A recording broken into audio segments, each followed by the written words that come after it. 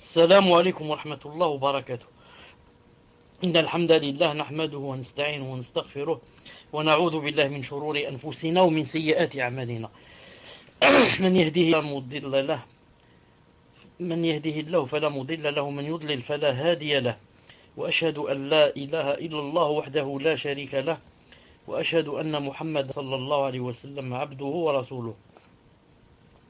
يا أيها الذين آمنوا اتقوا الله حق تقاته ولا تموتن إلا وأنتم مسلمون. يا أيها الناس اتقوا ربكم الذي خلقكم من نفس واحدة وخلق منها زوجها وبث منهما رجالا كثيرا ونساء، واتقوا الله الذي تساءلون به والأرحام إن الله كان عليكم رقيبا. يا أيها الذين آمنوا اتقوا الله وقولوا قولا سديدا يصلح لكم أعمالكم ويغفر لكم ذنوبكم، ومن يطع الله ورسوله فقد فاز فوزا عظيما. ألا إن أصدق الكلام كلام الله، وخير الهدي هدي محمد صلى الله عليه وسلم، وشر الأمور محدثاتها، وكل محدثة بدعة، وكل بدعة ضلالة، وكل ضلالة في النار. أما بعد، حياكم الله en cette soirée du samedi 15 août, jeudi août ou 16 Safar 1433 de l'Hégire, correspondant au 29 décembre 2012. Aujourd'hui, Inch'Allah Ta'ala, dans la foi en le jour dernier,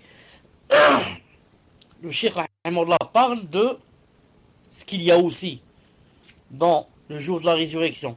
Et la chose aussi, ou l'une des choses en laquelle on doit croire aussi, c'est quoi? C'est que il y a le Sirat. C'est que ce jour-là, il y aura le pont. Cheikh Ibn Taymiyyah Rahimahullah a dit: والصراط منصوب على متن جهنم وهو الجسر الذي بين الجنة والنار. Le Cheikh Rahimahullah a dit والصراط, le pont, il a dit منصوب على متن جهنم, c'est-à-dire qu'il est dressé au-dessus de l'enfer. Dressé au-dessus de l'enfer. C'est-à-dire que quand les gens passent dessus, si quelqu'un tombe, il tombe en enfer. Parce qu'il est dressé sur l'enfer, au-dessus de l'enfer. Il a dit, et c'est le pont qui se trouve entre le paradis et l'enfer.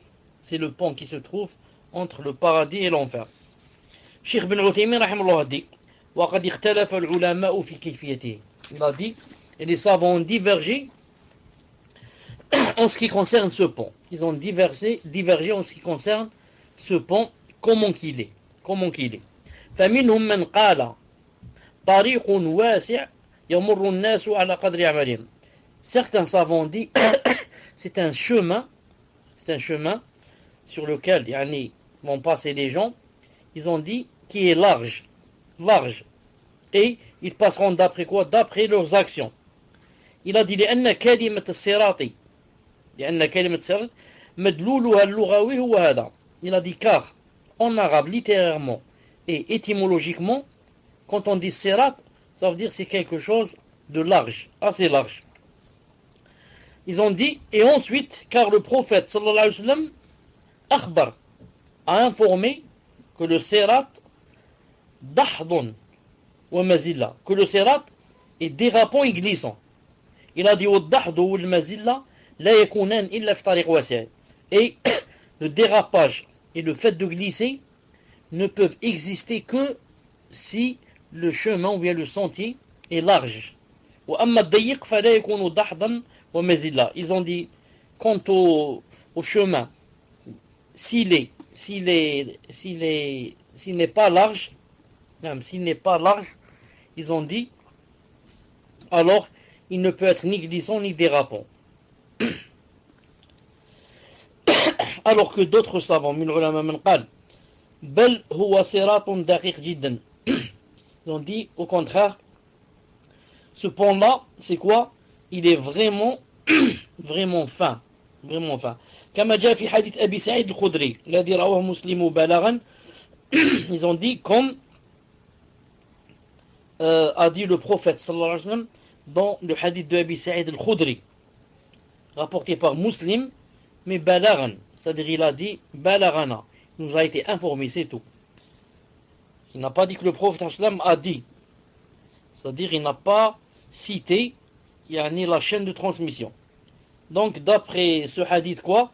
Que le sirat ad-daqqu min ash-sha'r est plus fin que le cheveu.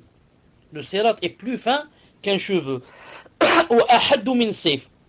Et il est plus tranchant ou bien aiguisé que l'épée. Donc, il y a deux, comment dirais-je, il y a deux avis sur le pont. Certains qui ont dit il est large, mais la plupart ont dit qu'il n'était pas large. Non, qu'il n'était pas large. Et comment on dit le contraire de large? Ils ont dit non seulement il n'est pas large, mais encore il est plus fin qu'un cheveu et plus aiguisé que l'épée. Plus aiguisé que l'épée. Et ceux-là, bien sûr, se sont basés sur un hadith que je viens de citer, mais les savants disent que ce hadith est faible. Ce hadith n'est pas authentique. Le hadith qui dit que le sirat est plus fin que le cheveu et plus aiguisé que l'épée. Ils ont dit quoi? Ils ont dit ce hadith est faible.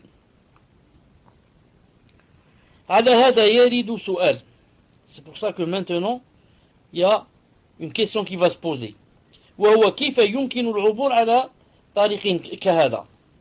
Maintenant, si le sirat n'est pas large, et si, d'après le hadith qui est faible, s'il est plus fin qu'un cheveu, et plus aiguisé, et plus tranchant qu'une épée, comment donc les gens pourront-ils passer sur ce pont? الجواب أن أمور الآخرة لا تقاس بأمور الدنيا. La réponse est simple, c'est quoi? C'est de dire que ce qui va arriver dans l'au-delà, on ne peut pas faire analogie de ça par rapport aux choses de la dunya. On ne peut pas faire une analogie qiyas entre ce qu'il y a ici et ce qu'il y a dans l'au-delà. C'est pas possible. فالله تعالى على كل شيء قادر. Allah subhanahu wa ta'ala est capable de tout. ولا ندري كيف يعبرون. Et on ne sait pas comment ils vont passer. Comment ça se fait que ils peuvent passer sur ce sirat? Il a dit on ne sait pas. هل يجتمعون جميعا في هذا الطريق أو واحد بعد واحد? D'abord, est-ce que tous les êtres humains vont être à la fois mis sur ce pont et on leur demande de le traverser, ou bien ils vont passer l'un après l'autre? Il dit, le Cheikh Rahimahullah dit, on ne sait pas si tous à la fois on va leur dire traverser le pont, ou bien on va les faire venir l'un après l'autre, et on va leur dire traverser le pont. طيب. Il a dit هذه المسألة لا يكاد الإنسان يجزم بأحد القولين. عليكم السلام ورحمة الله وبركاته. Il a dit dans cette chose, on ne peut pas dire que voilà la chose la plus sûre. Il dit il n'y a pas de dalil clair et tranchant qui détermine quel est l'avis le plus sûr entre ces deux avis-là. Ensuite ici ça me rappelle une chose. Ça me rappelle que le prophète sallallahu alayhi wa sallam, une fois, attendez, je vais d'abord me connecter et faire une seconde. Donc une fois le prophète sallallahu alayhi wa sallam a cité le verset, a lu le verset أَفَمَنْ يَمْشِي مُكِبًّا عَلَى وَجْهِهِ أَهْدَى أَمَّنْ يَمْشِي سَوِيًّا عَلَى صِرَاطٍ مُسْتَقِيمٍ. Est-ce que celui qui marche, ou bien qui marchera, Yawm al-Qiyamah, renversé sur son visage, est mieux guidé, ou bien celui qui marchera redressé, droit, sur un chemin droit? Quel est celui qui est le mieux guidé? Alors quelqu'un des Sahaba a dit Ya Rasulallah, Ya Rasulallah, على صراط مستقيم. قال يا رسول الله كيف يحشر الكافر على وجهه يوم القيامة. Car le prophète sallallahu alayhi wa sallam a informé que le kafir yawm al-qiyamah, lorsqu'il sera ressuscité, il viendra renversé sur son visage. Il ne marche pas sur ses pieds, mais sur son visage.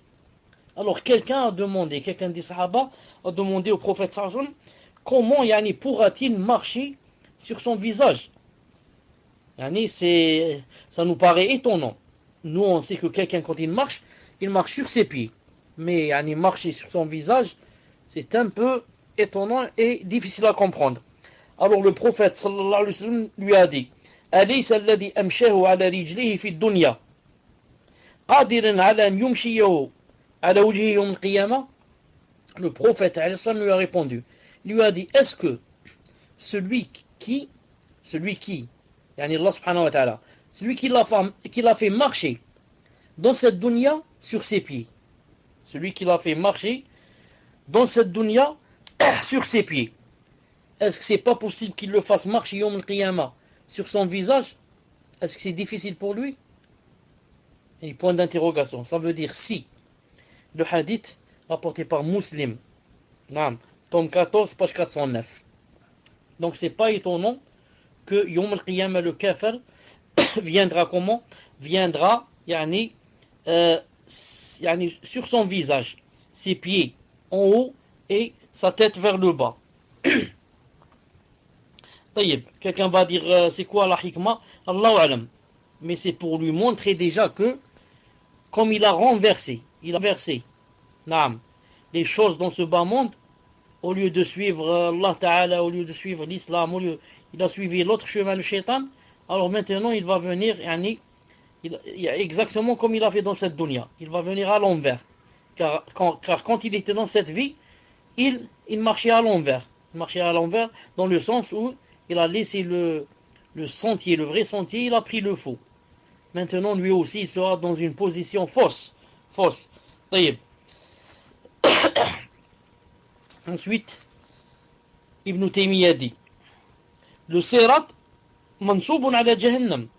Le sirat est dressé, suspendu sur l'enfer. Dressé, suspendu sur l'enfer. Ensuite, il a dit, وَيَمُرُّ النَّاسُ عَلَى قَدْرِ أَعْمَالِهِمْ.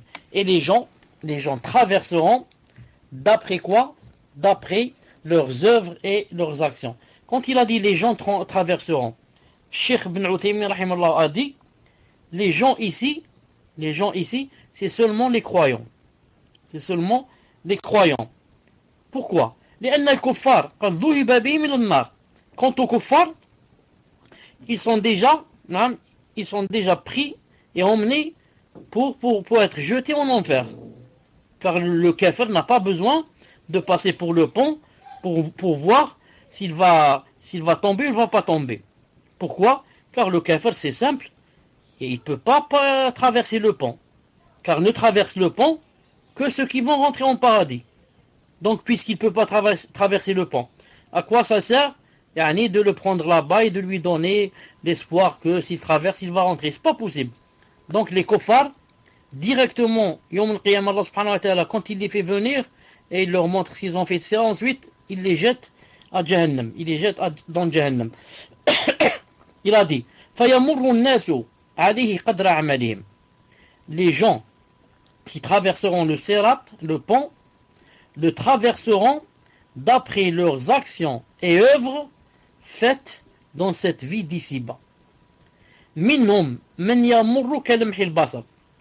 Il y a des croyants sur le sirat qui vont le traverser comme un clin d'œil. Vous savez le clin d'œil? Juste tu clignes avec les yeux, place, il est de l'autre côté. Wa minhum man yamurru kalbarq. Et d'autres le traverseront comme l'éclair, la vitesse de l'éclair. Wa lamhul basar asra' min al-barq. Il a dit ici, et la vitesse du clin d'œil est plus rapide que celle de l'éclair.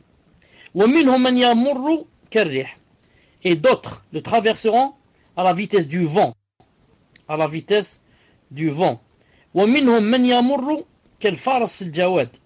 Et d'autres le traverseront comme à la vitesse d'un cheval, un bon cheval, comme un pur sang, disons, qui galope, masha'Allah. Et d'autres le traverseront en marchant. C'est comme si tu marchais à pied. ومنهم من يزحف زحفا أي يمشي على مقعدته, alors que d'autres vont le traverser en rampant, pas sur leur poitrine, mais comme quelqu'un qui est assis par exemple sur quelque chose et qui commence à ramper avec son derrière, disons. Non, c'est pas avec sa poitrine, mais il est assis, il est en train de se pousser un peu, ensuite d'arrêter, il se pousse un peu, il s'arrête tout en étant assis. وَكُلٌّ مِّنْهُمْ يُرِيدُ الْعُبُورَ. Et chacun d'eux, bien sûr, voudrait quoi? Voudrait traverser le pont. Chacun d'eux veut faire tous les efforts pour le traverser. وَهَذَا بِغَيْرِ اخْتِيَارِ الْإِنسَانِ. Le cheikh dit, mais cela, ce qui se passe sur le pont, le fait de vouloir le traverser et la façon de le traverser, il a dit, ça ne dépend pas de la personne. وَلَوْ كَانَ بِاخْتِيَارِهِ لَكَانَ يُحِبُّ أَنْ يَكُونَ بِسُرْعَةٍ.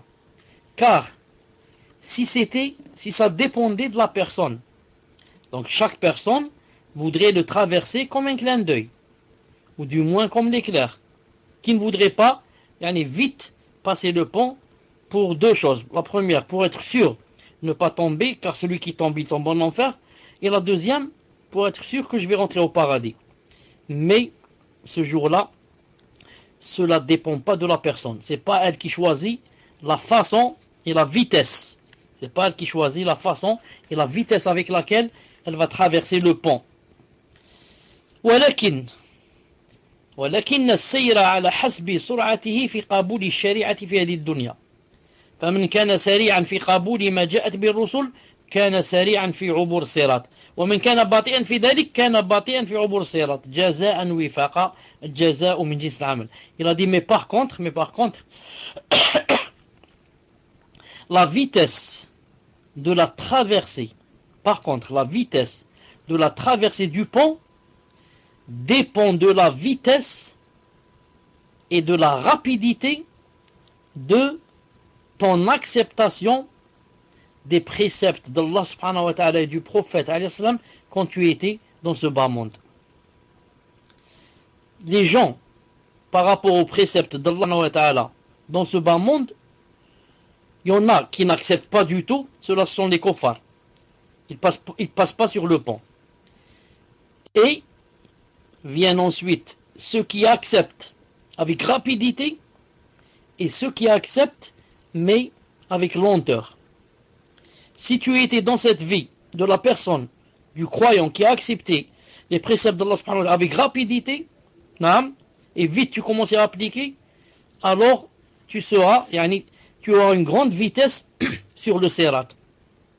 Et si dans cette vie, la personne a accepté avec lenteur, elle dit attends je réfléchis, attends je vais voir, Inch'Allah je vais commencer la semaine prochaine, Inch'Allah quand je me marie je vais me voiler, Inch'Allah quand je me marie je commence la prière, Inch'Allah ceci, Inch'Allah cela, il commence à dire Inch'Allah, Inch'Allah, Inch'Allah. Celui-là, sa vitesse sur le sirat sera vraiment lente, car il était lent à accepter les préceptes d'Allah subhanahu azza wa jal. Ensuite il a dit وَمِنْهُمْ مَنْ يُخْطَفْ خَطْفًا فَيُلْقَى فِي جَهَنَّمْ. Il a dit parmi ceux-là, ceux qui sont sur le sirat, certains d'entre eux seront happés. Vous savez ce que ça veut dire happé? On te tire très vite, quelque chose qui te tire très vite vers elle. Happé par quoi? Par des pinces ou des pincettes. Il y a comme des pinces comme ça, de grandes pinces ou des pincettes à droite et à gauche du pont. Et ces pincettes, bien sûr, elles ont l'ordre. C'est pas elles aussi qui choisissent. Elles ont l'ordre de quoi? D'happer certains gens. Et elles happent qui? Elles happent celui qui marche, qui traverse avec lenteur. Tandis que celui qui traverse comme l'éclair, ou bien comme le vent, ou bien comme l'autre, comme le clin d'œil, etc., la pincette n'a pas le temps de le happer. Donc celui qui traverse avec lenteur, il sera happé par des pincettes. Après avoir été happé, qu'est-ce qui se passe? Fayulqa fi jahannam. Il sera jeté en enfer. il sera jeté en enfer. Et là, c'est comme dans le cours passé ou avant celui-là, on avait posé la question, est-ce que tous les croyants qui passent le Sirat ne tombent pas du Sirat? Si, il y en a beaucoup qui vont tomber. Et s'ils tombent, ils vont où? Ils vont au Jahannam. Donc, c'est pas toute personne qui passe le Sirat, ça veut dire qu'elle va le passer. Mais beaucoup vont tomber du Sirat, que Allah Ta'ala nous préserve. Et quand elles vont tomber du Sirat, ça veut dire qu'elles vont aller en enfer, le temps d'expier leur péché, car ce ne sont pas des kuffars. Ensuite, ils vont ressortir. Si quelqu'un va dire Alhamdulillah, moi je rentre en enfer quelque temps, après je sors. Qu'est-ce qu'on lui répond? On lui répond, tu te trompes beaucoup. Car Allah subhanahu wa ta'ala dit dans le Coran, Rabbana, innaka man tudkhilin nara faqad akhzaytah. Ô notre Seigneur, quiconque tu fais rentrer en enfer, tu l'as avilé, tu l'as humilié. Donc quiconque rentrera en enfer, ne serait-ce que pour quelques secondes ou quelques minutes, classe, il sera avilé et humilié. Allah subhanahu wa ta'ala al-afiya. Le cheikh dit, quand il a dit il sera jeté en enfer, يفهم منه أن النار التي يلقى فيها العصاة هي النار التي يلقى فيها الكفار ولكنها لا تكون بالعذاب كعذاب الكفار. Il a dit maintenant, quand il a dit que ceux qui seront happés par les pinces ou les pincettes seront jetés en enfer, donc on comprend de cela que l'enfer dans lequel vont jeter les croyants, c'est le même que l'enfer dans lequel vont être jetés les kuffars. C'est le même que l'enfer dans lequel vont être jetés les kuffars. Il a dit ici, mais certains savants ont dit oui, c'est la même, reste que lorsque les croyants rentreront en enfer, l'enfer sera pour eux froid. L'enfer sera froid, c'est-à-dire que l'enfer ne va pas les brûler. Ils ne vont pas sentir la chaleur que sentent les kuffars.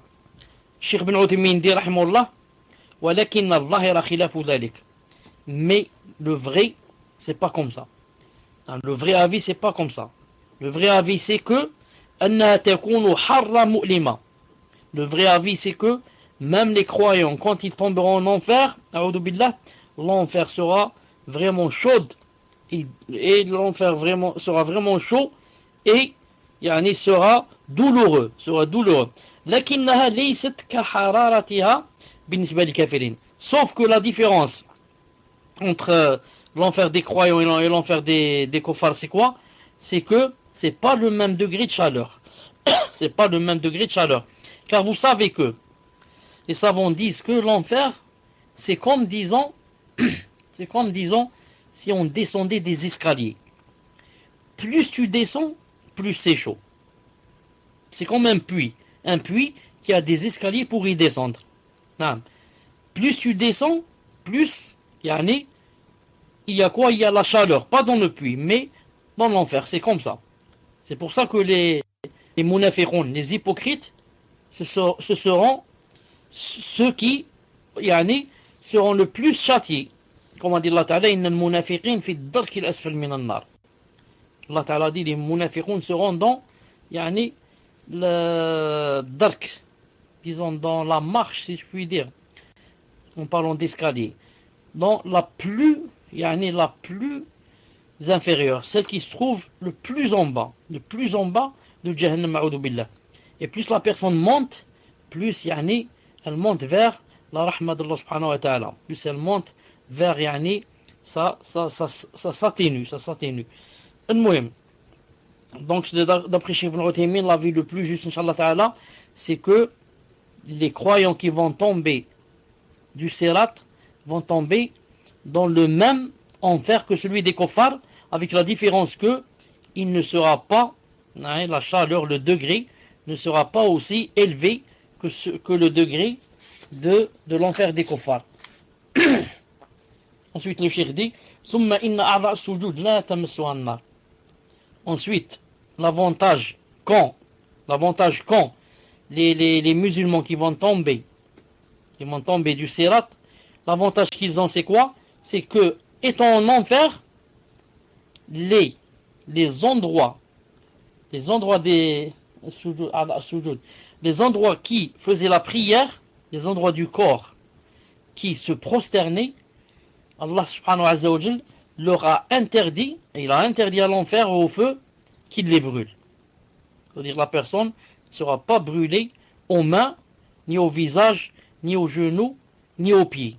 Pourquoi?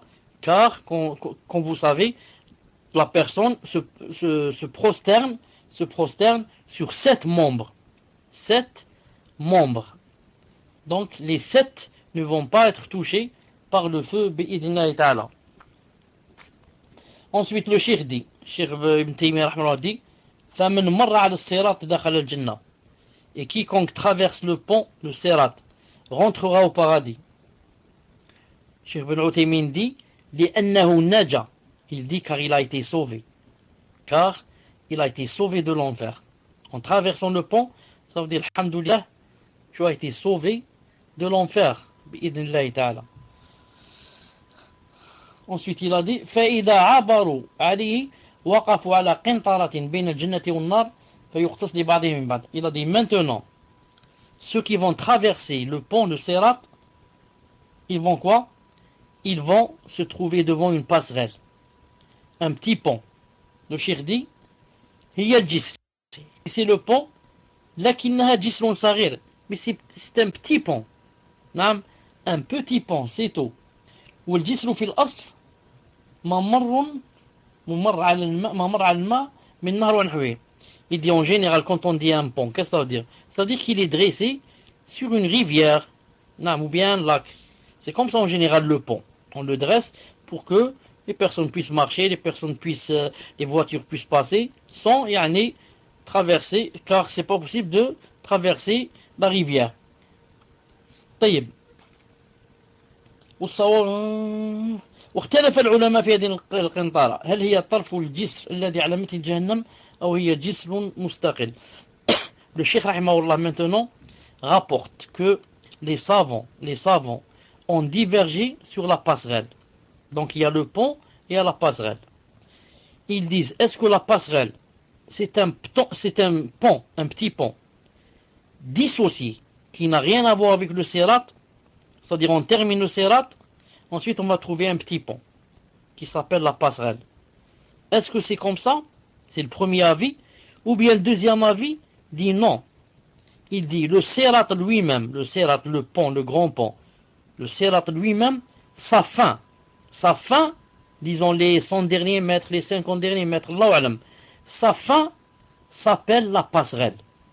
Sa fin s'appelle la passerelle. Il y a comme une limite comme ça. À partir de cette limite, ça s'appelle la passerelle. Donc, il y a deux avis en ce qui concerne la passerelle.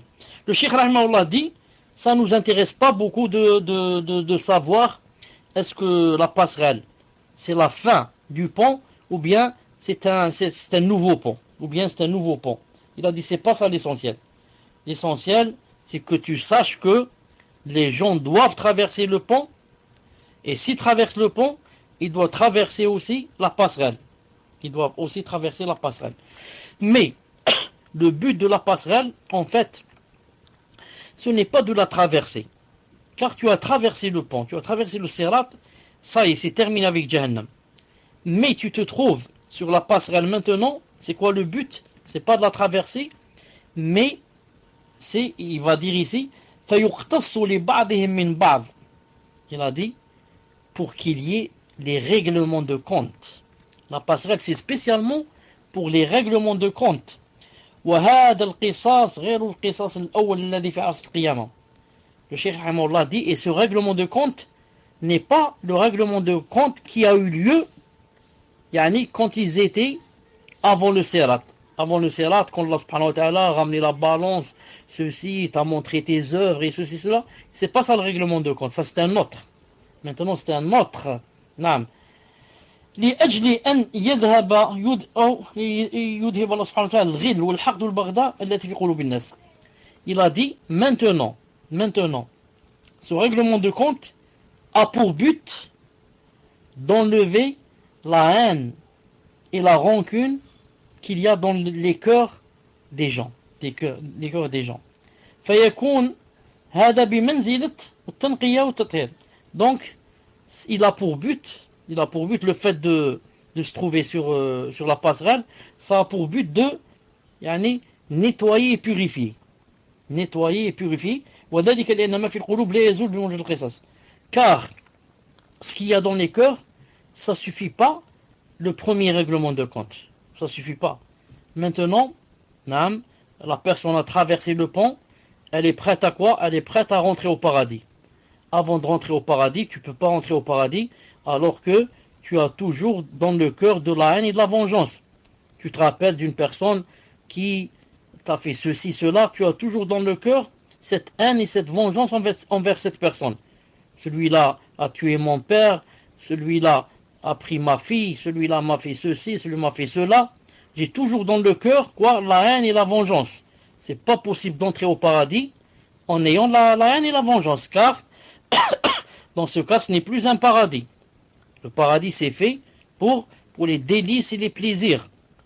C'est fait pour jubiler, pour se délecter, pour ressentir la plus grande joie inimaginable. Alors si maintenant dans le paradis, quelqu'un va s'asseoir sous un arbre et va commencer à penser à celui qui l'a trahi, à celui qui l'a volé, à celui qui l'a escroqué, à celui qui, je ne sais pas qu'est-ce qu'il a fait avec sa fille, à celui qui a ceci, cela, donc ce n'est plus un paradis. C'est pour ça que Allah subhanahu wa ta'ala a dit dans le Coran, il a dit وَنَزَعْنَا مَا فِي صُدُورِهِم مِّنْ غِلٍّ وَنَزَعْنَا مَا فِي صُدُورِهِم مِّنْ غِلٍّ إِخْوَانًا عَلَى سُرُرٍ مُتَقَابِلٍ. Voilà, وَنَزَعْنَا مَا فِي صُدُورِهِم مِّنْ غِلٍّ إِخْوَانًا عَلَى سُرُرٍ مُتَقَابِلٍ. Sourate 15, verset 47. Et nous avons arraché toute rancune de leur poitrine après la passerelle. Et maintenant ils se sentent frères et ils sont face à face les uns aux autres sur des lits dans le paradis.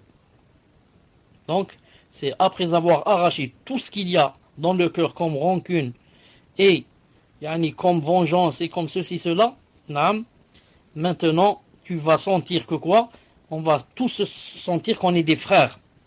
Qu'on est des frères et les voilà dans le paradis sur des lits, faisant face les uns aux autres,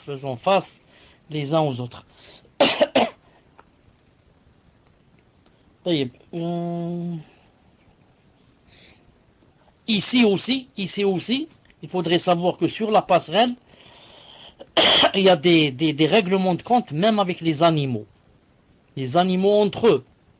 Et vous connaissez le hadith, j'ai cité plusieurs fois, qu'Allah subhanahu wa ta'ala va faire venir un mouton cornu et un mouton qui n'a pas de cornes. Et il va demander au mouton qui n'a pas de cornes de cogner le mouton qui a des cornes. Et peut-être Allah ta'ala alam, peut-être que Allah ta'ala va lui donner les cornes et peut-être qu'il va enlever à l'autre les cornes. Il va lui dire maintenant c'est à ton tour de le cogner comme il t'a cogné dans ce bas monde. Et je pense que Allah ta'ala alam, s'il y a des règlements de compte entre les animaux eux-mêmes, il y a aussi des règlements de compte entre nous et les animaux. Car l'animal, le cornu, le mouton qui a frappé et qui Allah ta'ala ne lui a pas demandé de ne pas faire cette chose, il ne sait pas. Et malgré cela, il lui dit pourquoi tu as fait ça. Alors qu'en est-il maintenant, nous, les êtres humains, qui avons fait des choses, avons fait du tort aux animaux. Non. Le cheikh dit, إذا هذبوا مما في قلوبهم من العداوة والبغضاء والنقم منها فإنه يؤذن لهم في دخول الجنة.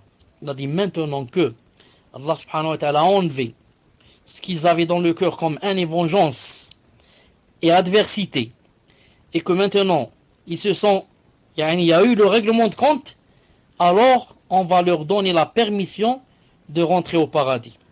On va leur donner la permission de rentrer au paradis. فإذا أذن لهم في الدخول فلا يجدون الباب مفتوحا. Maintenant, après qu'on leur donne la permission de rentrer au paradis, il a dit ils ne vont pas trouver la porte ou bien les portes du paradis ouvertes. ils ne vont pas trouver la porte, disons la porte principale. Le paradis a 8 portes. La porte principale, ils vont la trouver fermée. Donc, ils vont attendre. ولكن النبي صلى الله عليه وسلم يشفع الله تعالى في أن يفتح لهم الباب كما سيأتي في أقسام الشفاعة. Il a dit, mais Allah subhanahu wa ta'ala, le prophète islam va faire une intercession. Allah subhanahu wa ta'ala va faire une intercession. Le prophète islam va faire une intercession en demandant à Allah subhanahu wa ta'ala de donner la permission qu'on ouvre le paradis. Ya Allah, tu as donné la permission qu'on entre au paradis. Maintenant, on te demande, Ya Allah, de donner la permission d'ouvrir les portes. Car, qui peut ouvrir la porte? Personne. Personne n'a les clés. Personne n'a les clés du paradis. Ça s'ouvre par l'intérieur, pas par l'extérieur. Il y a un ange à l'intérieur qui ouvre. Qui va m'ouvrir? Donc, on demande, il demande à Allah subhanahu wa ta'ala qu'il ouvre, qu'il donne la permission d'ouvrir. وأول من يستفتح باب الجنة محمد صلى الله عليه وسلم. Et le premier parmi toutes les créatures, y compris les messagers des prophètes, qui viendra demander ou qui viendra frapper à la porte du paradis, sera le prophète, notre prophète Mohammed sallallahu alayhi wa sallam. Le dalil se trouve dans Sahih Muslim. Sahih Muslim. Où le prophète a dit Ana awwalu shafi' fil jannah. Il a dit c'est moi le premier qui fera l'intercession pour la rentrée au paradis. C'est moi le premier qui vous fera l'intercession pour rentrer au paradis. Ana awwalu man yaqra'u bab jannah. Je serai le premier à frapper à la porte du paradis. Je serai le premier à frapper à la porte du paradis. Naam. C'est-à-dire pour qu'on ouvre. Et dans une autre version, Ati bab jannah yawm al-qiyamah. Dans une autre version, il a dit j'arriverai devant la porte du paradis. Fa'astaftih. Je demande qu'on m'ouvre. Fayaqulu al-khazin man anta. Alors le gardien qui se trouve dans le paradis dira qui es-tu? Fayaqul Muhammad. Je dis Muhammad, c'est moi Muhammad. Ka umert. La aftahu li ahadin min qablik. Le gardien dira c'est à toi. Naam, c'est à toi qu'on m'a dit d'ouvrir. Je ne peux ouvrir à quelqu'un sauf à toi. C'est à toi qu'il m'a été ordonné d'ouvrir. Donc, le gardien a déjà reçu l'ordre. Attention que tu ouvres à quelqu'un d'autre que Muhammad sallallahu alayhi wa sallam. Si Adam, Nuh, Ibrahim, Isa, Moussa, tous les prophètes, tous les messagers réunis viendraient frapper à la porte du paradis, il ne leur sera pas ouvert. Jusqu'à ce que vienne Muhammad sallallahu alayhi wa sallam. Et qu'il confirme que c'est lui. Quand on va lui demander qui es-tu, il va dire Muhammad. Alors l'ange dira justement seulement à toi on m'a ordonné d'ouvrir. Et il ouvre la porte. Le cheikh dit وهذه نعمة الله على محمد صلى الله عليه وسلم. Le cheikh dit ça c'est l'une des grâces et des faveurs l'une qu'a donné Allah subhanahu wa ta'ala à son prophète Muhammad صلى الله عليه وسلم. فإن الشفاعة الأولى التي يشفعها في عرصة القيامة لإزالة الكروب والهموم الغم. Il a dit le prophète sallam aura, comme vous savez, 5 ou 6 intercessions. Ici on va parler de 2. La première c'est quand ils vont venir vers Allah subhanahu wa ta'ala, yani quittant les tombes et allant vers Allah subhanahu wa ta'ala pour être jugés. Vous savez que là-bas ils vont rester des années sans être jugés, jusqu'à ce que le prophète sallallahu alayhi wa sallam fasse la première intercession. La première intercession où il va demander à Allah subhanahu wa ta'ala de juger les gens et que Allah subhanahu wa ta'ala acceptera pour venir nous juger. Donc, le cheikh dit ici, cette première intercession, c'est pour éloigner, refouler et dissiper les chagrins et les malheurs. Les gens sont dans de grands chagrins, de grands malheurs. Ils attendent le jugement. Donc, cette première intercession, c'est pour dissiper les chagrins et les malheurs. Et cette intercession de maintenant, pour entrer dans le paradis, la deuxième, c'est pour attirer les joies attirer les joies, naam, et délices du cœur. Donc, Rasoul sallallahu alayhi wa sallam, quand vous remarquez, naam, qu'est-ce qu'il fait ici? Il fait deux choses. Il éloigne les chagrins et les soucis et attire les joies. Il éloigne le mal et attire le bien. Exactement comme Allah subhanahu wa ta'ala l'a décrit dans le Coran. Il a dit لَقَدْ جَاءَكُمْ رَسُولٌ مِنْ أَنفُسِكُمْ عَزِيزٌ عَلَيْهِ مَا عَنِتُّمْ حَرِيصٌ عَلَيْكُمْ بِالْمُؤْمِنِينَ رَءُوفٌ رَحِيمٌ. Sourate 9, verset 128. Certes, un messager de parmi vous est venu à vous. Venu à vous. Comment qu'est ce messager? Ce messager pèse lourd les difficultés que vous avez. Et il est plein de sollicitude pour vous. Et bien sûr, Raouf Rahim, il est compatissant, miséricordieux avec les croyants. Ce qui nous intéresse ici, les deux premières qualités. C'est un messager de parmi vous, qu'est-ce qu'il a? Auquel pèsent lourd les difficultés que vous subissez. C'est-à-dire tous les maux et les chagrins que vous avez, il veut quoi? Il a été envoyé pour les éloigner de vous, pour les dissiper. Et il est plein de sollicitude pour vous, et il fait tous ses efforts pour attirer vers vous yani, les bienfaits. Dar al-mafasid, comme on dit en arabe, et jilbul masalih. Il éloigne tout ce qui est mal, tout ce qui est difficulté, tout ce qui est chagrin, et il essaie de ramener vers toi tout ce qui est plein de, yani, de bienfaits. C'est ça, l'une des des fonctions du prophète sallallahu alayhi wa sallam. Tout ce qui est mal, il essaie de l'éloigner. Non, tout ce qui est mal, il essaie de l'éloigner de toi. Tout ce qui est bien, il essaie de l'attirer vers toi.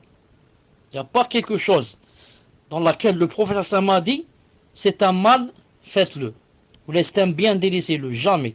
Tout ce qui est bien, il te donne une sunna dans laquelle il te dit, fais-le. Fais-le, car ça ramène un bien. Tout ce qui est mal, il te dit, attention, éloigne-toi de cette chose-là. Il a été envoyé donc pour éloigner les maux et ramener les biens.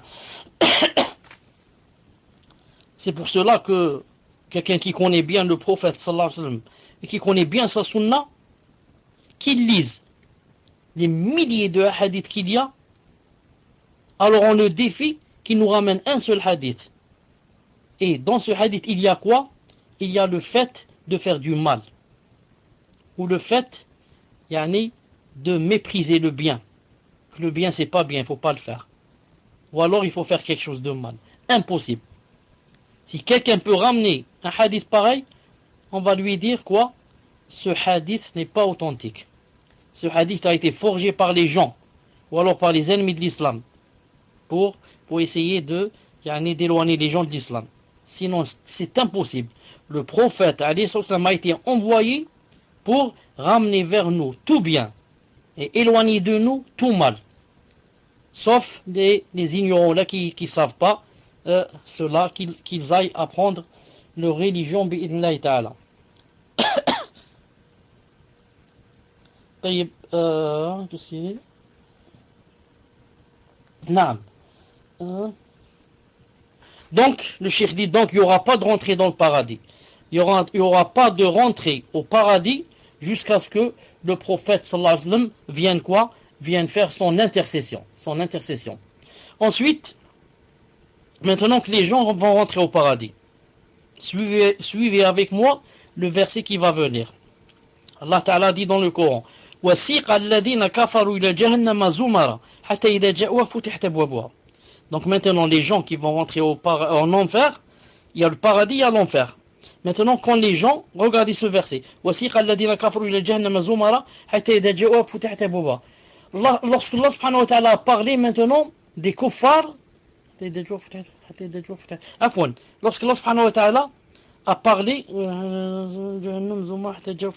lorsque Allah subhanahu wa ta'ala a parlé des kuffars, regardez maintenant, il parle des kuffars qui vont rentrer en enfer, pour comparer avec les croyants qui vont rentrer au paradis. Regardez la différence. Allah subhanahu wa ta'ala a dit et ceux qui avaient mécru seront conduits par groupe à l'enfer. Puis, quand ils y parviendront, ces portes s'ouvriront. Donc, remarquez, ceux qui avaient mécru seront conduits par groupe. C'est pas un par un, en groupe. Quand ils parviendront en enfer, qu'est-ce qui va se passer? Ces portes s'ouvriront. Maintenant, regardez quand il parle du paradis. Il dit وَسِيقَ الَّذِينَ كَفَرُوا إلى وسيق الذين اتقوا ربهم إلى الجنة زمرا حتى إذا جاءوها وفتحت أبوابها. Regardez ici, il a ajouté un wa. Si vous pouvez comparer en arabe entre les deux versets.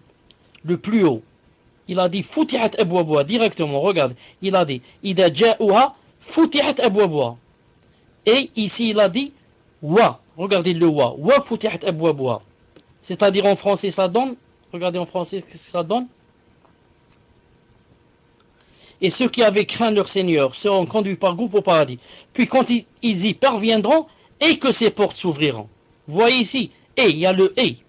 Là-bas, il n'y a pas le et. Il a dit, en parlant des kofars, il a dit, quand ils vont arriver en enfer, il a dit, ces portes s'ouvriront. Mais ici, en parlant du paradis, il a dit, et que ces portes s'ouvriront, et avec ET. Pourquoi il y a le et ici, et en haut, il n'y a pas le et? Pour te dire que il va se passer quelque chose, ensuite ces portes s'ouvriront. Pour te dire que il va se passer l'intercession, que le prophète sallallahu alayhi wa sallam va frapper à la porte et va intercéder, et ensuite ces portes s'ouvriront. Quant à l'enfer, non, il n'y a ni intercession ni rien. Puis quand ils y parviendront, ces portes s'ouvriront, classe, seront jetées directement. Quant au paradis, non, quand ils y parviendront, il va se passer quelque chose entre parenthèses qu'Allah n'a pas cité. Ensuite, il a dit, et que ces portes s'ouvriront. Donc, il y a quelque chose avant que les portes ne s'ouvrent. Ensuite, sachez que,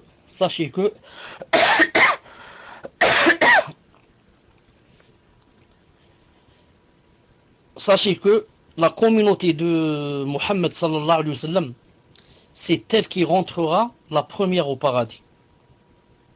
Car le prophète sallallahu alayhi wa sallam a dit dans un hadith rapporté par Sahih Muslim, il a dit Nahnu al-akhirun, ce sont nous les derniers. Al-awwalun yawm al-qiyamah, mais les premiers yawm al-qiyamah. Wa nahnu awwal man yadkhulu al-jannah, et nous serons les premiers à rentrer au paradis. Allahu akbar. Nahnu al-akhirun, nous sommes les derniers par rapport aux autres messagers. Car nous suivons le dernier messager qui est Mohammed alayhi salam. Après lui, il n'y a pas de messager. Donc nous sommes les derniers. Mais les premiers à rentrer au paradis. Pourquoi? À cause de l'avantage qu'a notre prophète alayhi salam sur les autres prophètes. Donc nous aussi, on a un avantage sur toutes les autres nations. Subhanallah al-azim. Et nous serons les premiers à rentrer au paradis. Enfin, sachez que le paradis a 8 portes et que l'enfer a 7 portes. Le dalil que l'enfer a 7 portes, c'est Allah Ta'ala qui a dit dans le Coran. Il a dit Laha sab'atu abwab likulli babin minhum juz'un maqsum. Il a dit en parlant de l'enfer, il a 7 portes, comme ça il a dit. Quant au paradis, il a 8 portes. D'après le hadith du prophète sallallahu alayhi wa sallam, que la personne, si elle fait bien ses ablutions, ensuite, elle fait le tashahhud, dit shahadu la ilaha illallah wa shahadu anna Muhammad abduhu wa rasuluhu, min tawwabin, min mutatahirin, il a dit, alors les 8 portes du paradis vont s'ouvrir, que la personne rentre de la porte de laquelle elle veut rentrer. Les 8 portes s'ouvrent. Et ici, quand il dit shahadu la ilaha illallah Muhammad abduhu wa rasuluhu, min tawwabin, beaucoup de gens croient que on lève son petit doigt. Quand on termine au dos, on lève le petit doigt, on dit shahadu la ilaha illallah, shahadu Muhammad abduhu wa rasuluhu, min tawwabin, min mutatahirin, alors que c'est pas vrai. On ne lève pas le petit doigt. On s'essuie, si on s'essuie, on dit doigt, on dit shahadu la ilaha illallah, shahadu Muhammad, sans lever le petit doigt. Et le fait que il y ait 7 portes pour l'enfer et 8 portes pour le paradis, c'est aussi une preuve de quoi? Que la miséricorde d'Allah subhanahu wa ta'ala a vaincu sa colère. Que la miséricorde d'Allah subhanahu wa ta'ala a vaincu sa colère. La preuve, 8 portes du paradis contre 7 de l'enfer. Donc c'est la miséricorde qui a quoi? Qui a vaincu, alhamdoulilah. Car si c'était la colère qui avait vaincu, alors il y aurait 8 portes ou 10 pour l'enfer et seulement 7 ou 8 pour le paradis. Ou alors 100 portes pour l'enfer. Mais là, alhamdoulilah, l'enfer seulement 7, mais le paradis beaucoup plus, paradis 8. Alhamdulillah. Voilà, Inch'Allah Ta'ala, pour le cours d'aujourd'hui, bi'idhnillahi subhanahu wa ta'ala. Subhanakallahumma bihamdik, ashhadu an la ilaha illa ant, astaghfiruka wa atubu ilayk. Quand vous serez prêts, Inch'Allah Ta'ala, vous m'avertissez pour commencer les réponses, bi'idhnillahi subhanahu wa ta'ala. Wassalamu alaikum wa rahmatullahi wa barakatuh. Donc c'est la question d'un frère. Assalamu alaikum wa rahmatullah, Sheikhana. Hayakumullah. Qu'Allah Ta'ala fasse que votre passage sur le pont Sirat se fasse à la vitesse d'un clin d'œil. Ma question concerne le verset 71 de Surat Maryam. Il n'y a personne parmi vous qui ne passera pas par l'enfer, car il s'agit là, pour ton Seigneur, d'une sentence irrévocable. Et j'ai lu que le tafsir de ce verset s'explique par le fait que tout le monde passera sur le pont Sirat, et donc il passera par l'enfer. Est-ce correct? Barakallahu fikum. Et une petite question supplémentaire là. Quand on récite le verset sur Al-Fatiha, la question n'est pas complète sur la fin. Le reste n'est pas passé. Le frère qui a posé cette question. Et réouvrez-moi le PV, cher, il est fermé actuellement. Tfadal, cher. Wa alaykum assalam, rahmatullah wa barakatuh. Bismillahir rahmanir rahim, salatu salam ala ashraf al-mursalin. Amin pour les doigts, puisse Allah subhanahu wa ta'ala nous faire passer tous et toutes comme un clin d'œil. Je dis, le verset qu'il a cité, qui dit en arabe, wa in minkum illa wariduha, kana ala rabbika hatman maqdiya. C'est-à-dire en français, une seconde. Il n'y a personne parmi vous qui ne passera pas par l'enfer, car il s'agit là pour ton Seigneur d'une sentence irrévocable. Naam, ce qu'a lu le frère, c'est ça le juste. Naam, Al-Sunnah wal-Jama'a disent que lorsque Allah Ta'ala dit qu'il y a personne parmi vous qui ne passera pas par l'enfer, il dit ça veut dire pas sur le Sirat. Et quand il passe sur le Sirat, sur le pont, il y aura l'enfer au-dessous de lui. Donc tous on doit passer sur le Sirat, vous comprenez?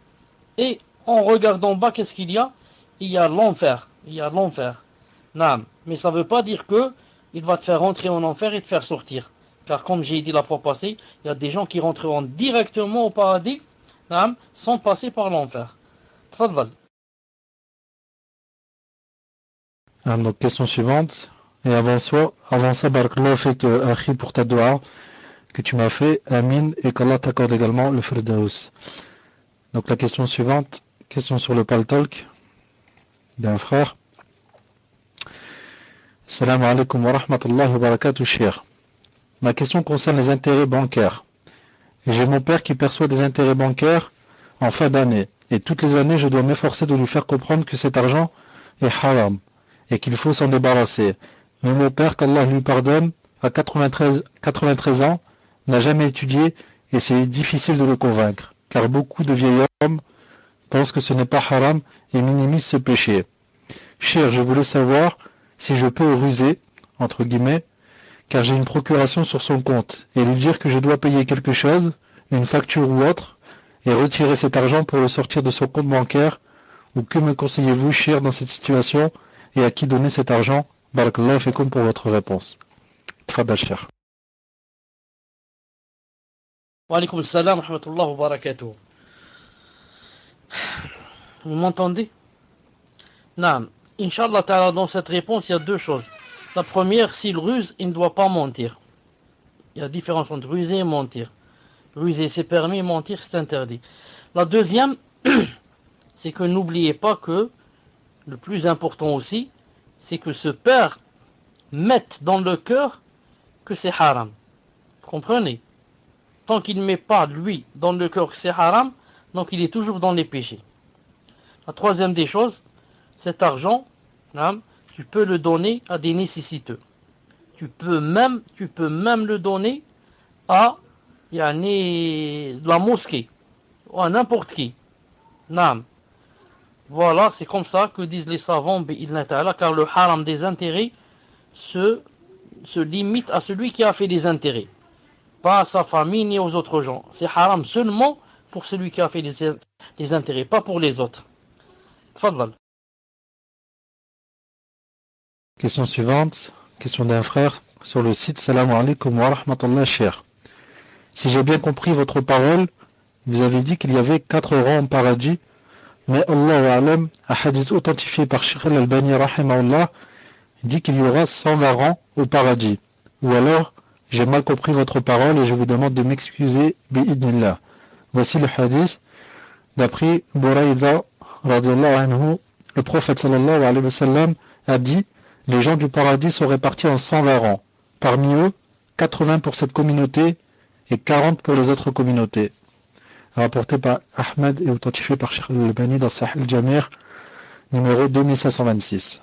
Fadal Sheikh. Donc pour vérifier le hadith, il me faut du temps.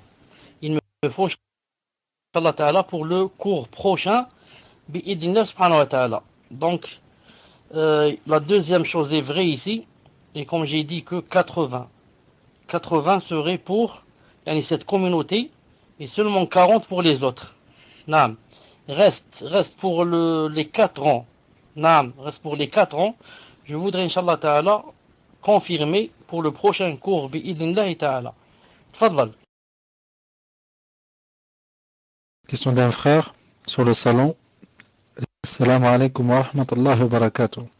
Ma question est, cher, j'aurais voulu savoir comment cela va se passer pour ceux qui seront happés par les pinces en traversant le sirat et jetés en enfer.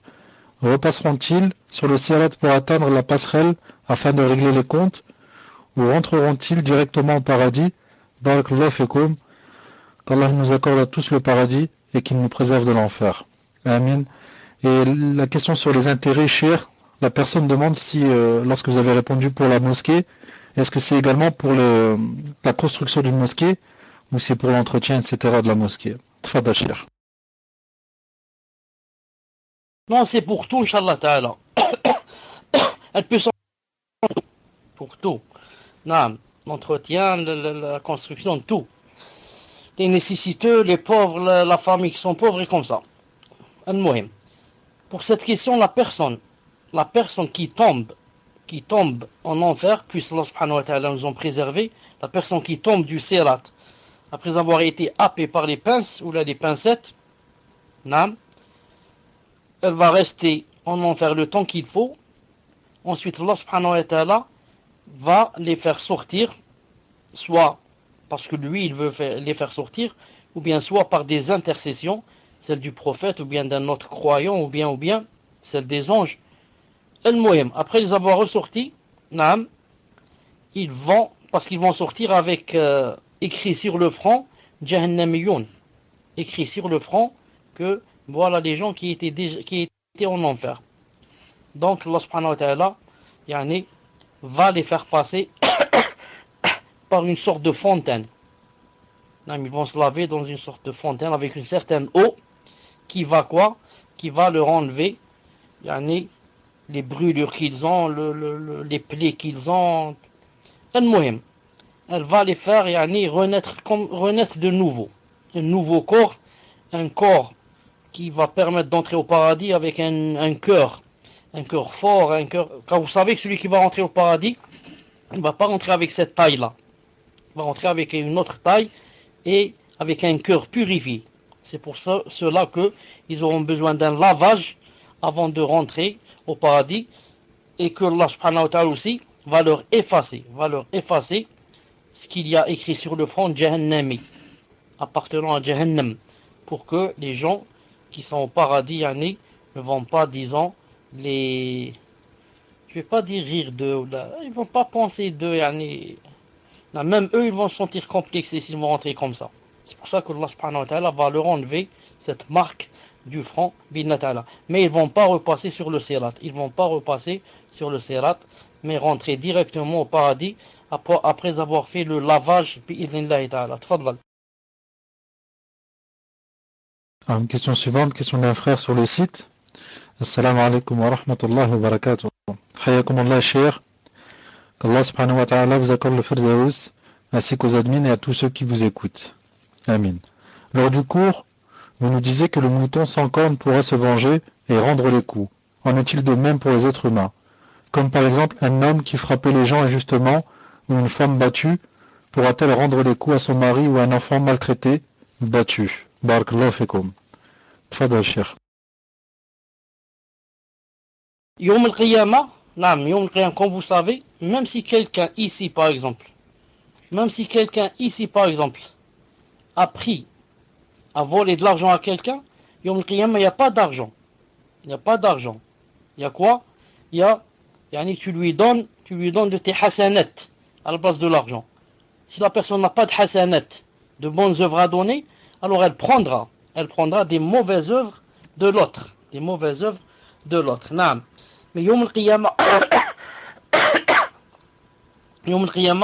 quand la personne, Allah Ta'ala lui fera venir les personnes qui lui ont fait du tort, naam, Allah Subhanahu wa Ta'ala la fera choisir entre qu'elle se venge ici, ou alors qu'elle pardonne, et voilà ce qu'elle aura, en lui proposant des choses, comme ça dit Cheikh Ibn Uthaymin rahimahullah, des choses, des châteaux dans le paradis, ceci, cela, et la personne, c'est à elle de choisir, ou bien qu'Allah subhanahu wa ta'ala punisse la personne, ou bien que elle accepte de lui pardonner en contrepartie des propositions qu'il y a là-bas. Allah subhanahu wa ta'ala alam. Tfadlal. Question suivante, question d'une sœur sur le salon. Salam alaikum wa rahmatullahi wa barakatuh, cher, qu'Allah vous préserve. Il y a des personnes qui disent salam au lieu de dire assalamu alaikum quand ils nous passent le salam. Est-il légiféré de dire uniquement salam et existe-t-il un dalil à ce sujet? Et aussi peut-on dire bonjour à un mécréant? Barakallahu fikum, cher, qu'Allah enrichisse votre science et vous élève en degré. Fadal, cher. Naam, alaykoum salam, rahmatullah wa barakatuh. Le fait de dire seulement salam à la place de salam alaikum, ça n'existe pas. Naam, il n'y a pas ça dans le Coran, encore moins dans la Sunna. Mais on dit salam alaikum. Comme ça on dit salam alaikum ou bien salam alaikum wa rahmatullah ou bien salam alaikum wa rahmatullah wa barakatuh et comme ça. Mais dire seulement salam, c'est pas dans le din. Il y a même des gens qui ni ne prient ni rien, ils disent seulement quand ils rencontrent quelqu'un salam, à la façon un peu des Européens. Ils disent salut. Donc ou bien on dit salam alaikum ou bien on dit autre chose. Il n'y a pas salam tout seul. Quant aux mécréants, le mieux, si c'est possible, c'est que ça soit lui qui commence. Que ça soit lui qui commence, qui dise bonjour, qu'on lui dise bonjour. Mais si c'est nous qui commençons, certains l'ont permis, à condition qu'on ne commence pas par salam, mais qu'on dise bonjour, quelque chose comme ça. Certains l'ont permis, naam. Ils ont dit, c'est possible de commencer, mais à condition de ne pas commencer par salam. Salam, c'est spécialement pour les musulmans, mais par autre chose. Ensuite, lorsque le prophète, sallallahu alayhi wa sallam, a dit que le kafir, il faut comment on dit, dans la rue, par exemple, quand on marche, que ce soit lui qui soit poussé vers le mur, et qu'on ne commence pas par salam et comme ça, il a dit ça dans un pays où la force est du côté du musulman. C'est comme dans un pays musulman et il y a le kafir qui est chez toi. Non. Qui se sent plus fort? C'est le kafir ou le musulman? C'est le musulman. L'autre il est chez toi. C'est toi qui le mets à l'étroit. Non. Mais maintenant, quand tu es chez eux, comment appliquer ça? C'est pas possible. Ensuite, tu es chez eux. Non. Quand tu rentres dans un magasin ou là, tu peux pas attendre que ce soit lui qui te dise bonjour. Et maintenant, si tu dis pas bonjour, il va même il va même te faire l'étiquette que, comme quoi, les musulmans, ils disent pas bonjour, ils disent rien, ils sont mal élevés, ils sont ceci, ils sont cela. Donc, je résume, si c'est possible, c'est lui qui commence. Si c'est pas possible, moi je commence, mais je lui dis pas salam, je lui dis bonjour ou quelque chose comme ça. Naam, Allah subhanahu wa ta'ala alam. Tfadlal. Question d'une sœur sur le site. Assalamu alaikum wa rahmatullahi wa barakatuh. Qu'Allah vous préserve, cher, et vous accorde le Firdaus. Si j'ai bien compris, cher, si on applique rapidement les préceptes d'Allah et la sunna du prophète, sallallahu alayhi wa sallam, on passera rapidement le pont. Et si on les applique lentement, on passera lentement le pont. Et on sera happé par des pinces pour être jeté en enfer. Si vous pouvez détailler, jazakumullahu khairan. Tfadal, cher. Permettez-moi de lire, Inch'Allah, la question. Salam alaikum wa barakatuh. Allah vous préserve. Si j'ai bien compris, si on applique rapidement les préceptes d'Allah et la sunna du prophète, on passera rapidement sur le pont. Et si on les applique lentement, on passera lentement sur le pont. On sera happé par des pinces pour être jeté en enfer. Si vous pouvez détailler, jazakallahu khairan. Taïb, vous avez remarqué que ici, dans ce bas monde, dans cette dunya, que les gens envers les préceptes d'Allah subhanahu wa ta'ala ne sont pas les mêmes. Il y a les kuffars qui n'acceptent pas du tout les préceptes d'Allah. Tu lui dis Allah ta'ala a dit ou son prophète ou là, hein, il t'insulte. Il te dit laisse-moi tranquille. Ensuite il y a les musulmans. Les musulmans qui? Qu'est-ce que ça veut dire musulmans? Ça veut dire que globalement il accepte. Il accepte ce qui vient d'Allah subhanahu wa ta'ala et ce qui vient de son prophète. Mais les musulmans, dans la vitesse et la rapidité d'accepter, ne sont pas les mêmes. Prenons deux femmes. Les deux sont dévoilées. Et tu commences à les exhorter pour qu'elles mettent le voile.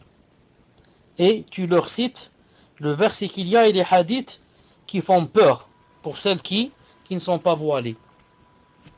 Tu vas remarquer que l'une, peut-être, ce soir-là, du même jour, elle va se voiler. Ou alors le lendemain. Ou alors pendant cette semaine. Et que l'autre, elle va rester peut-être 1 année ou 2 années pour se voiler. Donc la première, elle a été rapide à accepter les préceptes. La deuxième, elle a été lente. Après avoir entendu tous les délits, et elle est restée 6 mois ou bien 1 année pour passer à l'application. Lorsque le verset est descendu sur les sahabiyettes et les épouses du prophète sallallahu alayhi wa sallam, où Allah ta'ala dit Ya ayyuhan nabiyyu qul li azwajika wa banatika wa nisa'il mu'minin yudnina alayna min jalabibihinna. Al-Muhim, les femmes auxquelles le prophète a cité ce verset, Aïcha et les autres, qu'est-ce qu'elles ont fait?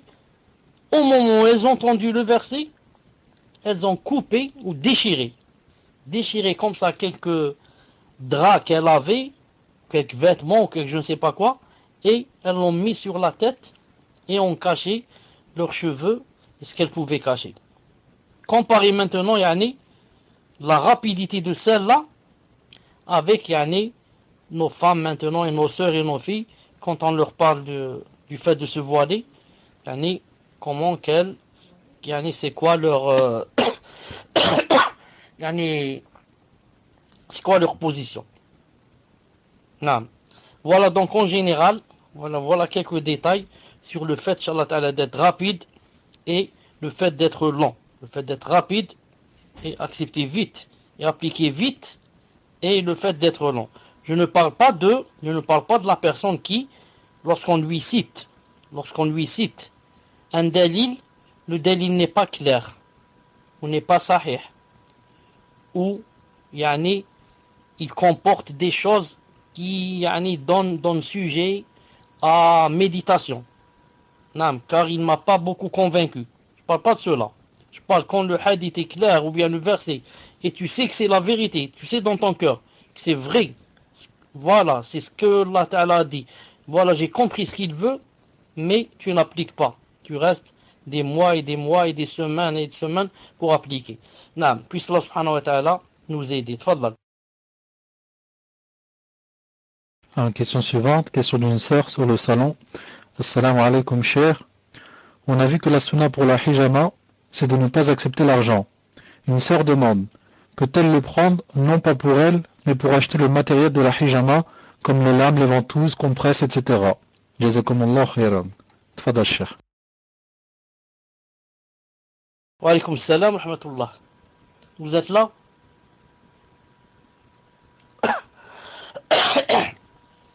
Vous connaissez la divergence des savants en ce qui concerne l'argent de la hijama. Et qu'on avait dit que le meilleur serait de ne pas le prendre sans pour autant dire qu'il est interdit à 100%. Car le prophète a donné à quelqu'un un dinar. Il s'est fait la hijama et il a donné à celui qui lui a fait la hijama un dinar. Donc si quelqu'un te donne aussi sans lui demander, c'est permis. Non. Surtout si, comme elle dit ici, c'est pour acheter des lames ou des ventouses pour aider les gens. Pour aider les gens. Donc ça, Inch'Allah Ta'ala, c'est pas interdit. Et en général, si on donne sans que tu demandes, c'est permis, bi'idnillahi ta'ala, d'après l'autre avis. Allah subhanahu wa ta'ala. Moi, je connaissais une sœur là-bas au Koweït qui faisait la hijama. Elle demandait pas, mais elle laissait une sorte de, disons, de petit vase. Une sorte de petit vase comme ça, devant la porte. Et quand les femmes venaient faire la hijama, quand elles sortaient, elles mettaient de l'argent dans le vase. C'est une sorte indirecte, yani. Je dis pas donnez-moi de l'argent, mais il y a un vase là-bas. S'il vous plaît, n'oubliez pas le vase. Donc, et surtout que, vous savez que les Koweïtiennes sont riches. Et que quand elles mettent dedans de l'intérieur, c'est pas comme chez vous, elle va mettre 10 euros ou là, 1 euro ou là. Non, elles mettent vraiment de l'argent. Al-Muhim, tfadval. Question suivante, question d'une sœur sur le site. Assalamu alaikum cher, qu'Allah vous fasse miséricorde ainsi qu'aux admins. Amin.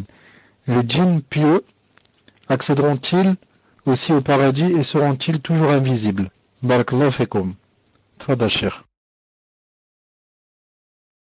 Pour les djinns pieux, ils accéderont au paradis. Il y a des versets clairs. Parce que Allah Ta'ala dit Lam yatmithunna insun qablahum wala jan. Allah Ta'ala dit que il y aura des houris, des femmes au paradis, que n'aura défloré avant eux et n'aura touché ni un être humain ni un djinn. Donc ça veut dire que le djinn sera au paradis. Et ensuite le djinn, celui qui a fait des bonnes œuvres, etc. Pourquoi Allah subhanahu wa ta'ala ne va pas le rétribuer en bien. Alors Allah subhanahu wa ta'ala, c'est lui le shakur, celui qui rétribue en bien les personnes qui font les bonnes œuvres. Et puisque ce djinn est pieux, il a fait de bonnes œuvres, il a donc le droit à une bonne rétribution. Donc il rentrera Inch'Allah au paradis. Reste, s'il sera visible ou invisible, Allahu a'lam. C'est une question, Inch'Allah ta'ala, c'est une bonne question qui demande à être recherchée bi'idhnillahi ta'ala. Est-ce qu'ils seront visibles ou pas? Allah subhanahu wa ta'ala a'lam. Si j'ai quelque chose, Inch'Allah ta'ala, je vous le donnerai. La fois passée, une personne m'avait posé la question sur Harut ou Marut. Si elle est là, je lui réponds, Inch'Allah ta'ala. Tfadal. Donc si cette personne est présente, qu'elle aille voir l'un des admins, Inch'Allah. L'un des admins pour lui dire qu'elle est présente. Question suivante. Sur le salon, Assalamu alaikum wa rahmatullahi wa barakatuh.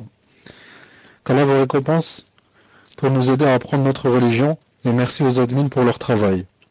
Vous avez dit que le prophète avait 5 ou 6 intercessions et vous en avez cité 2. Pouvez-vous nous dire quels seront les autres, Inch'Allah wa barakallahu fikum. Tfadal cheikh. Le prophète sallallahu alayhi wa sallam aura certaines intercessions. Parmi les plus connues, la première, c'est que les gens, quand ils sont vraiment dans les malheurs et la chaleur et l'effroi et la peur, etc. Et la soif, en train d'attendre que vienne le jugement, il va faire la première intercession et la grande. Où, le prophète a dit dans le hadith, nous, on dit après le mu'adhin, qu'est-ce qu'on dit? La ilaha illallah, Allahumma salli wa sallam ala rasulillah, Allahumma arba hadi da'wa tammati wa salati al-qa'imati. Ati Muhammadan wasilata wal fadilata wa ba'athu maqaman mahmoudan alladhi wa'adta. C'est ça le maqam mahmoud. Le fait qu'il demande à Allah subhanahu wa ta'ala, d'intercéder, il intercède pour qu'il vienne et juge les créatures. Ensuite, il fait aussi l'intercession pour, après avoir Allah Ta'ala choisi les gens du paradis, ils ne vont pas encore rentrer. Il faut que le prophète vienne faire l'intercession pour les faire rentrer. Et il fait l'intercession pour que la porte du paradis s'ouvre. Et il fait l'intercession pour faire sortir certains de l'enfer. Certains croyants qui sont en enfer, qui ont fait des grands péchés et auxquels Allah Ta'ala n'a pas pardonné, il va leur faire une intercession pour les faire sortir de l'enfer. Et il va faire aussi une intercession à son oncle Abu Talib pour qu'il soit le mécréant le moins puni en enfer. C'est-à-dire qu'il est le moins mal en enfer, c'est son oncle Abu Talib, donc il va lui faire une intercession. C'est la 5e pour lui, spécialement bi'idhnillahi ta'ala. Wallahu subhanahu wa ta'ala alam. Tfaddal. Tfaddal, Cheikh, pour la question sur les anges. Non, pour la question sur les anges, de toute façon, il n'y a pas grand-chose. C'est comme j'ai dit la fois passée. J'ai dit que il n'y a rien dans le Coran ni dans la Sunna qui parle d'une façon explicite et exacte et authentique sur leur histoire. C'est pour cela que j'ai cherché dans les livres, bien sûr dans le Maktab al-Shamila sur ordinateur, dans tous les livres de Sheikh al-Albani sur le verset de Harut wa Marut et tous les hadiths, subhanallah al-azim, comme j'avais dit, tous les hadiths qu'il a cités, des centaines, aucun d'eux n'est authentique. Ils sont tous faibles ou bien forgés ou bien la asla là, on n'a pas de base. C'est pour cela que les savants, donc, quand ils ont expliqué le verset où Allah Ta'ala dit وَاتَّبَعُوا مَا تَتْلُو الشَّيَاطِينُ عَلَى مُلْكِ سُلَيْمَانَ وَمَا كَفَرَ سُلَيْمَانُ وَلَكِنَّ الشَّيَاطِينَ كَفَرُوا يُعَلِّمُونَ النَّاسَ السِّحْرَ وَمَا أُنزِلَ عَلَى الْمَلَكَيْنِ بِبَابِلَ هَارُوتَ وَمَارُوتَ. Quand ils ont expliqué ce verset, ils se sont divisés en deux. Beaucoup ont dit que ce sont deux anges que Allah subhanahu wa ta'ala a fait descendre sur terre et il les a éprouvés en leur inspirant la sorcellerie. Et ces anges-là, quand les gens allaient vers eux pour demander comment apprendre la sorcellerie, ils leur disaient attention que vous deveniez kafir en apprenant ces choses-là. Attention, il ne faut pas apprendre ces choses-là, sinon vous allez devenir kafir en apprenant ces choses-là. Ce sont la plupart des savants qui ont dit ça. Ils ont dit que ce sont deux anges qui ont été éprouvés, qui sont descendus sur terre, et Allah subhanahu wa ta'ala, sous forme humaine bien sûr, Allah ta'ala leur a donné, leur a inspiré comment faire la sorcellerie. Mais il leur a interdit, il leur a pas dit c'est quelque chose de bien, exhorter les gens. Au contraire, c'est pour ça que lorsqu'il voulait apprendre quelqu'un, il lui disait attention d'apprendre cette chose. Ça c'est la plupart des savants. Et d'autres ont dit que quand Allah Ta'ala a dit wa ma kafara Sulayman, et il a dit aussi wa ma nuzila ala al-malakayn bi babila Harut wa Marut, il a dit ma ici c'est aussi nafi. Ça veut dire non. Comme Sulayman n'a pas mécru, mais ce sont les shayatins qui ont mécru, la même chose, les deux anges, Allah Ta'ala n'a pas fait descendre sur eux le sihr. Wa ma unzila.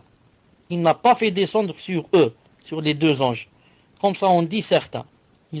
Parce que ma ici, comme vous savez, c'est ou bien nafi ou bien ism mawsoul. Ils ont dit non, nous on choisit le neuf, ça veut dire non. Allah Ta'ala n'a pas fait descendre sur les deux anges la sorcellerie. Donc ça reste toujours comme ça, comme j'ai dit, c'est ou bien ceci ou bien cela, mais il n'y a rien d'explicite bi'idhnillahi ta'ala. Donc c'est pas la peine de croire à toutes les histoires qui ont été tissées autour de ces deux anges bi'idhnillahi ta'ala. Tfadlal. Question d'une sœur sur le site. Assalamu alaikum wa rahmatullahi wa barakatuh, cher. Je suis une sœur. Lorsque nous allons passer sur le pont Sirat, ça sera un tour de rôle, j'imagine. Verra-t-on donc ceux qui vont passer devant nous et comment serons-nous? Dans quel état, dans quel endroit? Barakallahu fikum, qu'Allah vous récompense. Tfadal, cher. Wa alaykoum salam wa rahmatullah. De toute façon, c'est pas très clair. J'ai pas très bien compris ce qu'elle veut dire. Car elle a dit d'abord,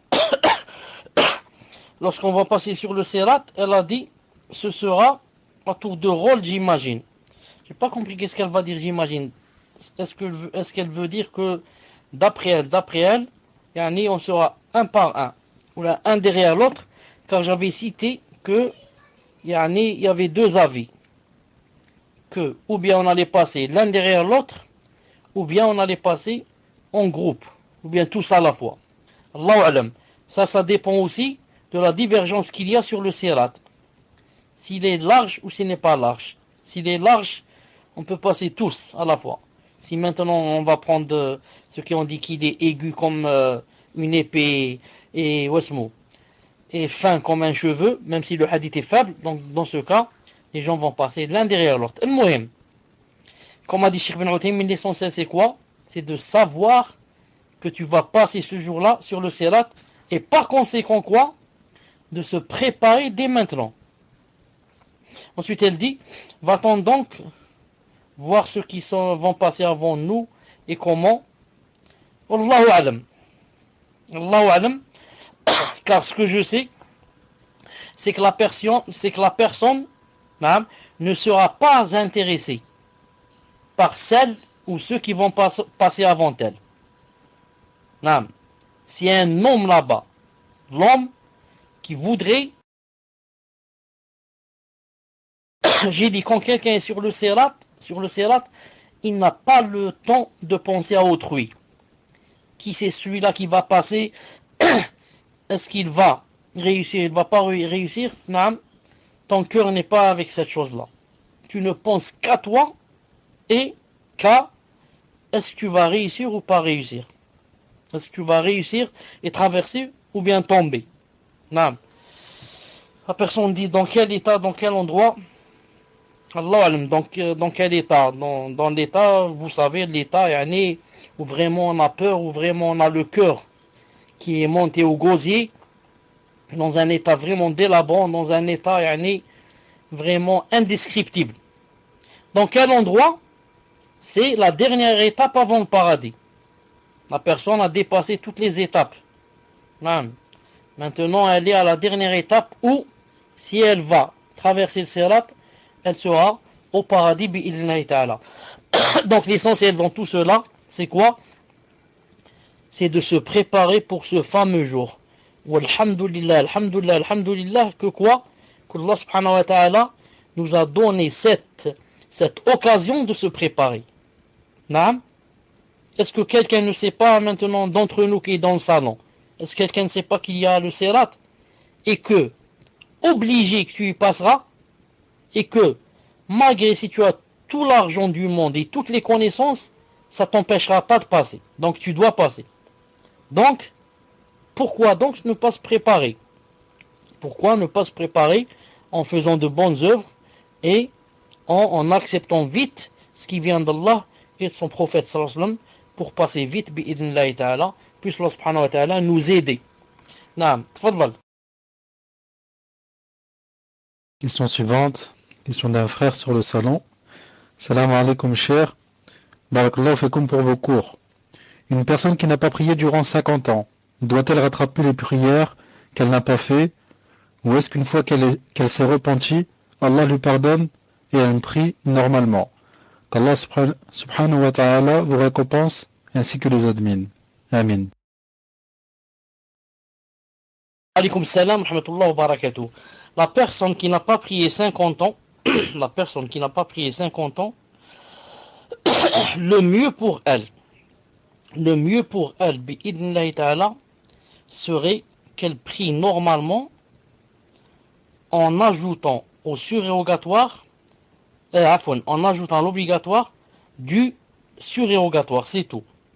C'est-à-dire que, elle devrait, Inch'Allah ta'ala, pour que Allah ta'ala accepte d'elle, dès qu'elle a commencé à prier maintenant, qu'elle prie alors, en respectant les conditions. Et l'une des grandes conditions de la salat, c'est de prier à l'heure. Et d'apprendre aussi comment on prie. Pour que la personne, quand elle prie, elle ait le khushu' et elle ait son cœur avec elle. Car, si plus elle pratique des sunnas du prophète islam dans sa salat, plus sa salat sera masha'Allah et aura de l'effet et fera sa fonction qui est quoi? Inna salata tanha an fahsha wal munkar. Donc on dit à une personne qui n'a pas prié toute sa vie que si maintenant elle commence à prier, c'est pas la peine qu'elle rattrape, mais qu'elle prie en faisant des nafila. Car yawm al-qiyamah, lorsque Allah subhanahu wa ta'ala demandera à voir sa salat et qu'il trouvera qu'elle est manquante, il y a plusieurs années qui manquent, Allah ta'ala va dire aux anges, regardez, est-ce que mon serviteur a des nafila? Si tu as des nafila, il va te réparer ce qui manquait. Donc le hadith a dit, regardez, est-ce que mon serviteur a fait des nafila? Il n'a pas dit, est-ce qu'il a rattrapé? Ça c'est premièrement. Deuxièmement, pourquoi on dit pas rattrape? On dit pas rattrape car nous on sait qu'Allah subhanahu wa ta'ala ne nous a pas demandé de prier, mais nous a demandé de prier à l'heure. Alors maintenant, si la personne va rattraper, qu'est-ce qu'elle va faire? Elle va prier seulement, mais elle va prier pas à l'heure. Donc elle va rater la condition. C'est un peu comme si je te dis, demain, par exemple, c'est un exemple là, demain 1er janvier, je t'attends à 10h devant tel endroit. Et toi, tu vas pas venir demain à 10h, mais tu vas venir dans 3 mois. Là, dans un an, tu vas venir à 14h. Qu'est-ce qu'on va dire? On va dire, ça c'est vrai, Masha'Allah, tu es venu. Mais tu n'es pas venu à l'heure. Je t'avais demandé de venir le 1er janvier. Pas 2012, pas 2013 ou le 2014. Ensuite, autre chose. Quand la personne ne prie pas à l'heure, si on va lui dire maintenant, va rattraper, qu'est-ce qui va se passer? Elle va trouver que c'est beaucoup. Elle va dire 50 années à rattraper.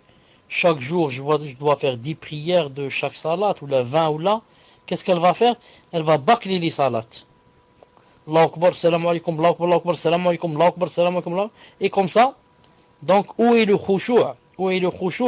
Dans lequel Allah Ta'ala a dit قَدْ أَفْلَحَ الْمُؤْمِنُونَ الَّذِينَ هُمْ فِي صَلَاتِهِمْ خَاشِعُونَ. أَفْلَحَ الْمُؤْمِنُونَ, ont gagné, qui? Mu'minun, les croyants. C'est quoi leur description? Ceux qui ont le khushu' dans la salat. Il n'a pas dit ceux qui prient. Ceux qui ont le khushu' dans la salat. Et celui qui va rattraper les années passées, c'est sûr qu'il ne va pas avoir de khushu', parce qu'il va prier vite pour rattraper. Et pour terminer, qu'est-ce qu'on va lui dire? On va lui dire, dis-nous, le kafir, quand il rentre en islam, est-ce qu'on va lui dire de rattraper les salats qu'il n'a pas faites? Il va dire non, ça s'est jamais fait.